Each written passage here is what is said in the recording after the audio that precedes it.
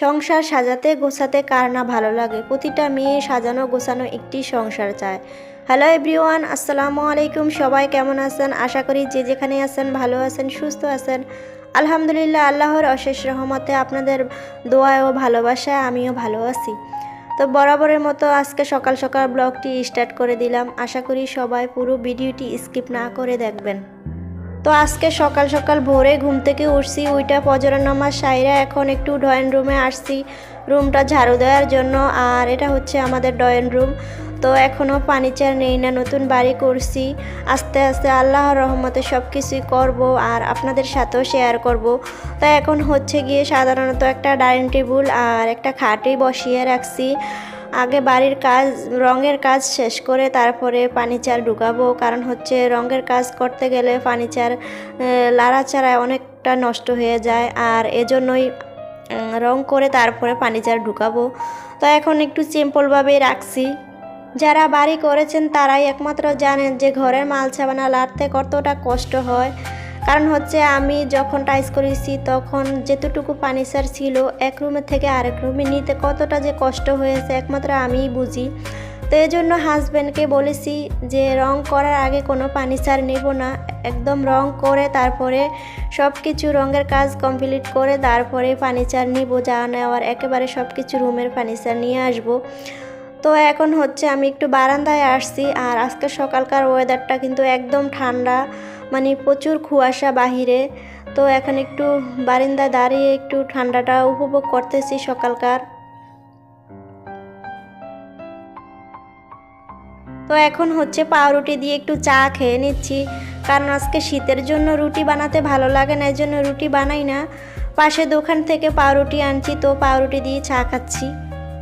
আর এই তো এখন ছাদে চলে আসছি চাঁদের গাছের কি অবস্থা একটু দেখার জন্য। আর সকাল সকাল তো একটু পানি দিতে হয়, এজন্য ছাদে চলে আসছি। ছাদে আইসা দেখি বাবা এত ঠান্ডা, যা বলার বাহিরে। ঘরের ভিতরে ছিলাম এজন্য তত একটা উপভোগ করতে পারি না। এখন বাহিরে আইসা দেখি ছাদের উপরে প্রচুর ঠান্ডা।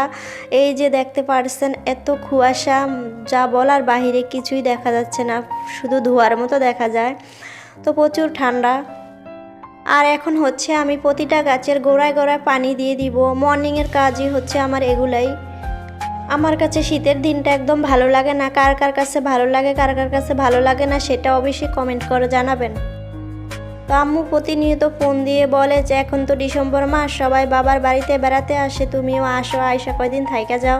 কারণ হচ্ছে প্রতি ডিসেম্বরে বাচ্চাদের পরীক্ষার শেষে স্কুলের মাদ্রাসার একটা ছুটি পাওয়া যায়। তো ওই ছুটিতে সবাই উপভোগ করে বেড়াতে যায়, কেউ ঢাকা চলে যায়, কেউ ঢাকা থেকে দেশে আসে, এরকমটাই আর কি।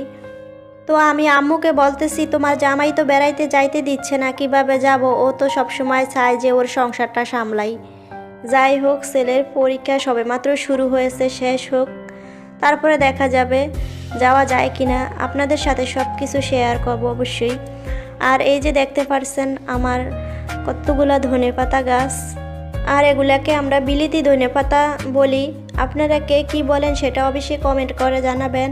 আর সাথে আছে ছোট একটা কাঁচামরিচ, অনেকগুলা কাঁচামরিচ ধরে আছে গাছের ভিতরে।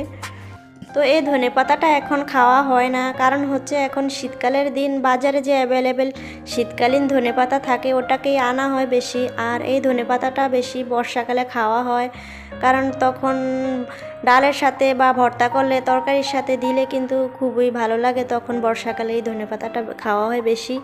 আর এখন তো শীতকালীন ধনেপাতাই খাই। তো এখন হচ্ছে গিয়ে আমি এই যে আনারস গাছ আছে এগুলাতে একটু ভালো করে পানি দিয়ে নিচ্ছি সব কিছুতে। তো পুরো ভিডিওটি দেখে যদি ভালো লেগে থাকে তাহলে লাইক কমেন্ট শেয়ার করতে অবশ্যই ভুলবেন না। আর আপনি যদি চান তাহলে আমার চ্যানেলটি সাবস্ক্রাইব করে আমার পাশে থেকে যেতে পারেন। তো সবাই ভালো থাকবেন, সুস্থ থাকবেন। আল্লাহ হাফেজ, আসসালামু আলাইকুম।